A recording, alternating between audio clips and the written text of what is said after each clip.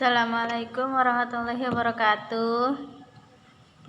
Waalaikumsalam warahmatullahi wabarakatuh. Izin Ustazah, minta waktunya sebentar.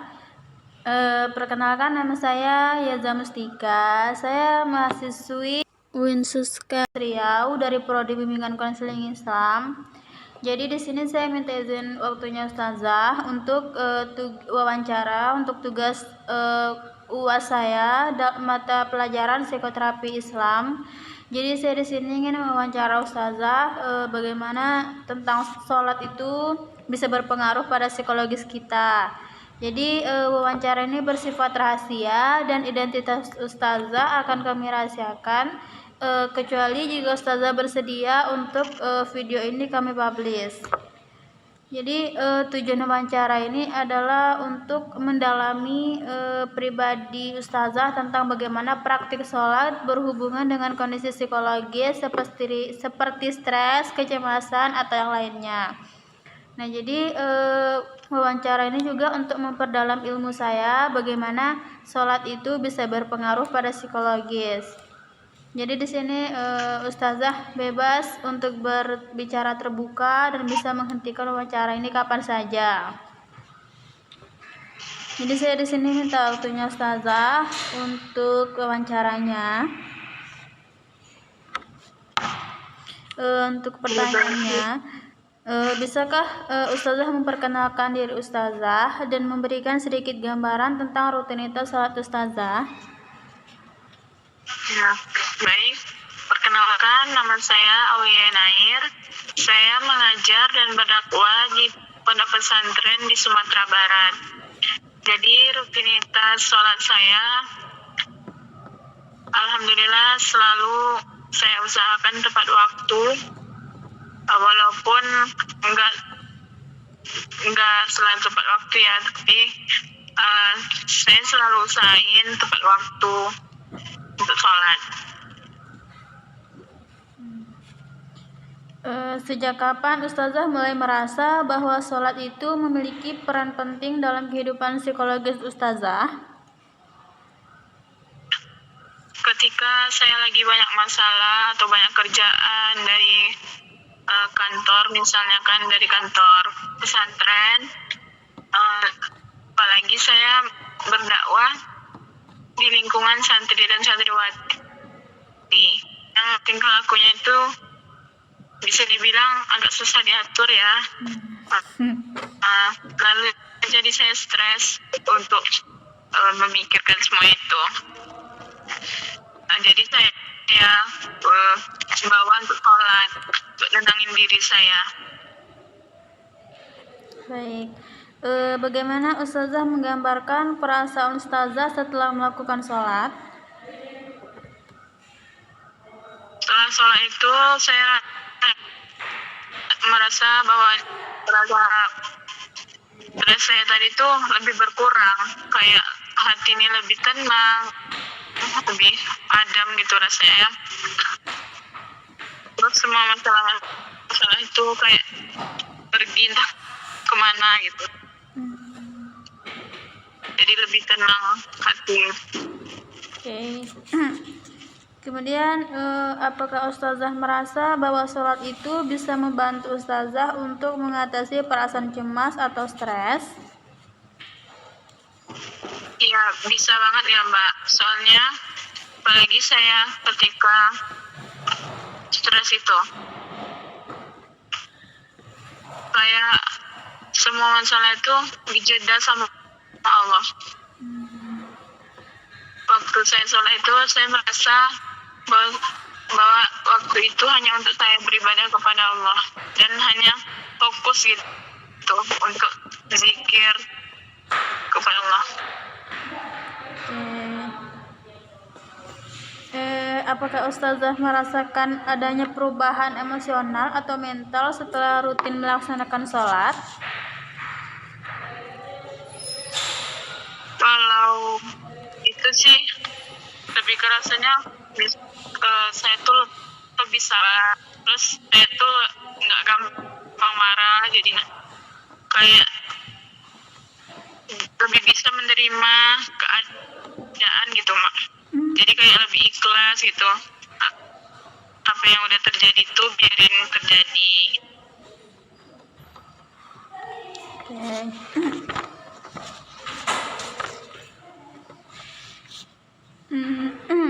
Kemudian selama sholat tadi itu apakah ada aspek tertentu yang Ustazah rasakan memberikan dampak psikologis yang kuat?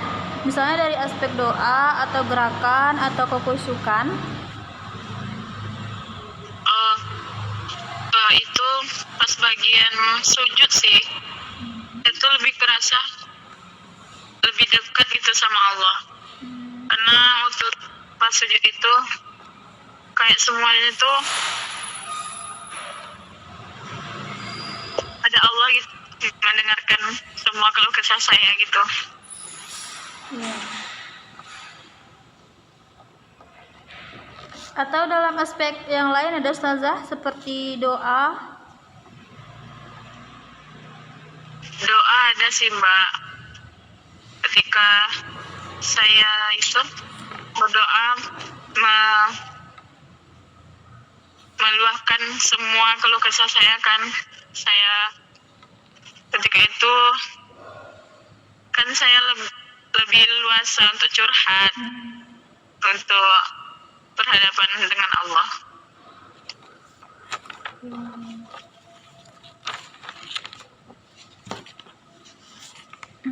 Kemudian dalam kondisi emosional atau psikologis yang sulit, apakah Ustazah merasa lebih mudah untuk menghadapi tantangan setelah sholat? Bisa Ustazah ceritakan pengalaman spesifiknya?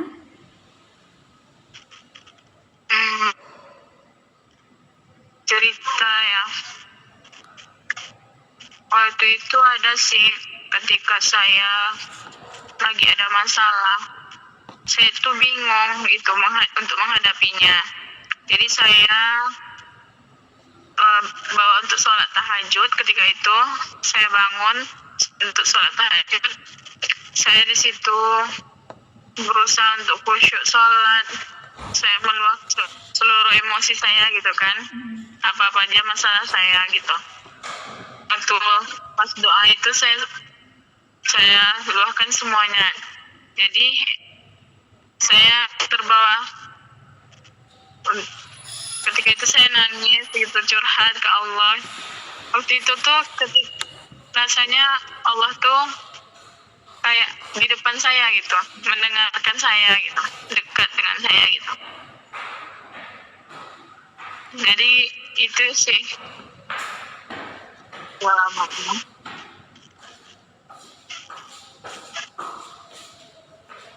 Jadi beda ya Ustazah bawaannya ketika dalam sholat ketika ada masalah dengan ketika tidak ada masalah. Iya. Ketika ada masalah itu lebih berasa semua beban-beban tuh kita serahkan semuanya ke Allah. Biasanya kalau ada masalah itu lebih mudah untuk khusyuk ya, soalnya kan kita benar-benar ingin mendapatkan solusi gitu dari Allah, curhat dengan Allah gitu.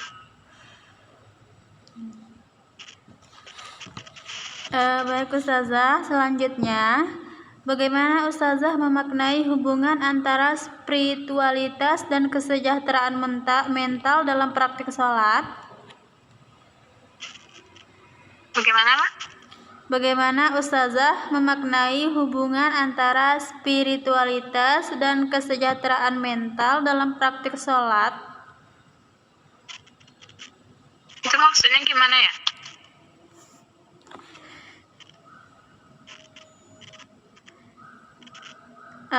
Ini menggali pemahaman pribadi Ustazah tentang hubungan antara spiritualitas dan psikologis dalam sholat. Apakah ada hubungan antara spiritualitas dan kesejahteraan mental yang Ustazah rasakan dalam praktik sholat ketika sedang sholat? Ketika sedang sholat ya ada Mbak. Itu hubungannya ketika saya melakukan sholat itu rasanya tuh beban-beban yang ada tuh lepas semuanya gitu, plong. Hubungan rasanya tuh Allah tuh dekat gitu. Yes. Jadi saya nggak gampang stres jadinya, nggak banyak pikiran. Kalau udah bawaannya tuh sholat. Sehat mental ya Ustazah jadinya. Baik, selanjutnya apakah ada pengalaman tertentu yang Ustazah anggap paling berkesan yang menunjukkan bahwa sholat itu benar-benar membantu Ustazah secara psikologis? Ya ketika waktu tadi Mbak, ketika saya waktu sholat tahajud tadi, ketika itu kan saya lagi ada masalah, jadi saya bawa untuk sholat, saya meluapkan emosi itu ketika itu rasanya tuh kayak plong gitu. Semua masalah-masalah itu merasa ada yang bakal mengatasi masalah itu gitu. Jadi itu sih pengalamannya. Kemudian bagaimana perasaan Ustazah sebelum dan setelah sholat, dan bagaimana perasaan tersebut berhubungan dengan keadaan emosional atau mental Ustazah secara keseluruhan? Sebelum sholat tuh saya kadang gelisah gitu, kayak nggak tahu gitu gimana jalanin menghadapi masalah itu. Tapi pas udah saya sholat, kayak sebenarnya tuh keadaannya tuh lebih tenang, pikiran saya lebih tenang, jadi saya tuh lebih bisa mikir untuk ini gimana ya selanjutnya, jadi solusi dari masalah ini apa ya gitu. Kayak lebih tenang untuk mikirin masalah-masalah yang kayak hari gitu. Jadi sholat ini sangat berhubungan dengan keadaan emosional dan mental ya Ustazah. Iya. Oke, kemudian jika ada saat-saat tertentu dalam hidup Ustazah yang penuh tantangan dan kesulitan, apakah Ustazah merasa lebih dekat kepada Allah melalui sholat? Kemudian bagaimana hal yang tadi itu mempengaruhi perasaan Ustazah atau pikiran Ustazah? Kurang jelas, Mbak. Oke, jika ada saat tertentu dalam hidup Ustazah, jika Ustazah ini memiliki kesulitan atau masalah, apakah Ustazah merasa lebih dekat kepada Allah melalui sholat? Kemudian Iya, saya merasa lebih dekat dengan Allah ketika saya tuh sholat, saya zikir, gitu Pak. ya, oke. Lalu Bagaimana hal tersebut mempengaruhi perasaan dan pikiran Ustazah tentang kesulitan tadi yang lebih dekat kepada Allah melalui sholat? perasaannya lebih tenang, terus masalah-masalah tadi tuh kayak nggak terlalu berat lagi dalam pikiran gitu. Oke, Jadi saya bisa lebih tenang gitu untuk mengatasi semuanya. Oke, baik Ustazah.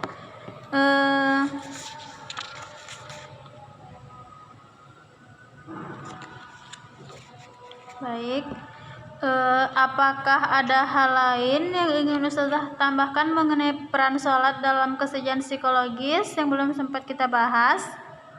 Atau Ustazah bisa bercerita tentang peran sholat dalam kesejahteraan psikologis?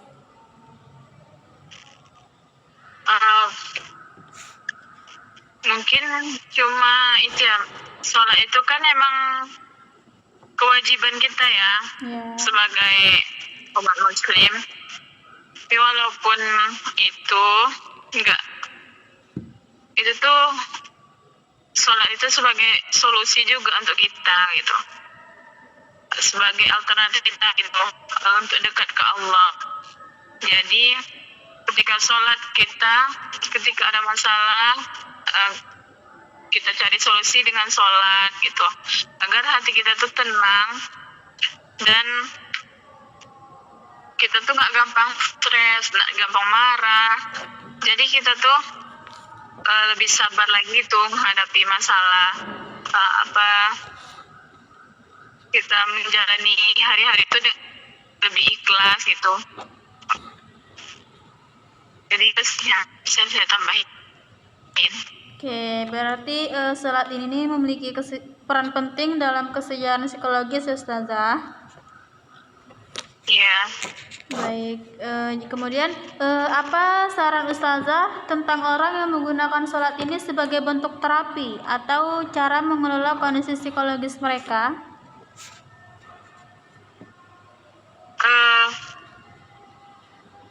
Saran ya, kalau ya jangan dipaksain itu ya. Kalau misalnya itu nggak semuanya harus dipaksain. Misalnya kalau kita sholat aja tapi niatnya tuh untuk biar masalah tuh hilang, itu dipaksain itu kan nggak bisa juga ya. Kalau itu hati terus untuk ibadah kita ke Allah. Jadi pelan-pelan aja biar sholat itu khusyuk nantinya. Jadi masalah tuh sholat itu bisa jadi terapi untuk kita. Berarti sah-sah saja ya Ustazah kalau menggunakan sholat sebagai bentuk terapi. Iya. Tetapi harus sah-sah aja sih. Ya, tapi harus kembali lagi kepada niat kita yang sebenarnya. Tujuan sholat itu untuk apa? Iya. Oke.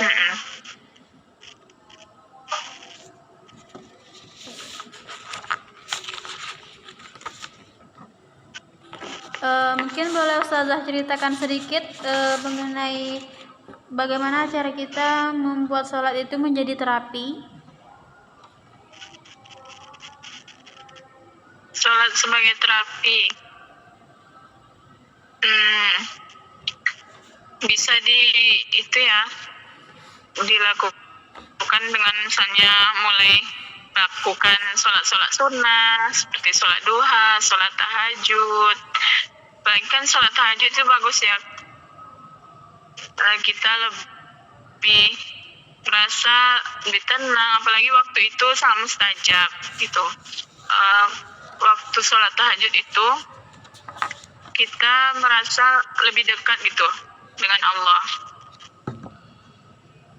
Apalagi itu kan sangat banyak ya keutamaannya, jam-jamnya, waktu-waktunya, jam segitunya sholat itu lebih utamakan. Tapi sholat 5 waktu juga bagus. Mungkin itu sih yang bisa saya tambahin. Iya. Baik, Ustazah, bagaimana sih caranya supaya kita ini bisa khusyuk dalam sholat gitu, bisa fokus pikiran kita ketika sedang sholat, gak memikirkan hal yang lain? Karena kan banyak nih kejadiannya kan kalau seandainya kita sholat kan tiba-tiba muncul pikiran yang mengganggu sehingga kita lupa rakaat atau lupa bacaannya. Itu bagaimana sih cara mengatasinya? Iya, awalnya harusnya kita waktu ketika wudu, kita perhatikan dulu ketika kita bersuci. Kunci utama sholat itu kan wudu. Jadi kita harus bersuci dengan baik, wudu, dan kalau bisa jangan bicara sama siapapun ketika sebelum sholat gitu, supaya kita nggak punya pikiran-pikiran lain. Jadi si wudu langsung kita sholat ya dalam hati, bismillah gitu kan. Jadi kita tuh sebelum sholat juga berdoa agar syaitan nggak menggoda kita. Jadi insya Allah kalau bersucinya udah bagus, nanti insya Allah juga sholatnya bakal khusyuk dan memahami makna-makna bacaan sholat. Apalagi Nggak asal baca gitu. Misalnya baca doa iftitah itu tuh kita tahu artinya, maknanya untuk kita gitu. Jadi bisa membuat kita tuh lebih khusyuk lagi dalam sholat. Oke, jadi kita harus memahami lebih dalam dulu ya Ustazah, sholat itu apa, kemudian bagaimana, apa saja rukun-rukunnya. Iya. Oke, jadi Iya, apalagi itu bacaan-bacaannya juga kita harus pahami ya arti-arti dan makna-maknanya. jadi itu sangat berpengaruh ya Ustazah dalam kekhusyukan sholat. Iya.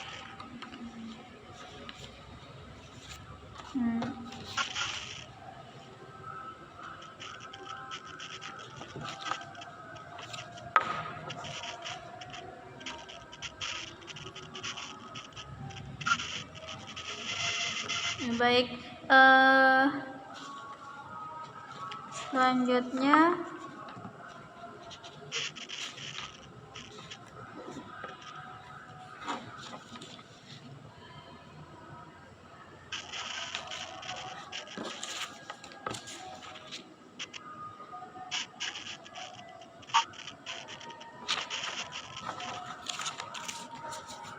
baik Ustazah, ini adalah percakapan yang luar biasa, yang banyak ilmu yang saya dapatkan dari pengalaman Ustazah tadi. Terima kasih kepada Ustazah yang sudah meluangkan waktunya untuk diwawancari oleh saya. Dan terima kasih Ustazah sudah mau terbuka dengan wawancaranya.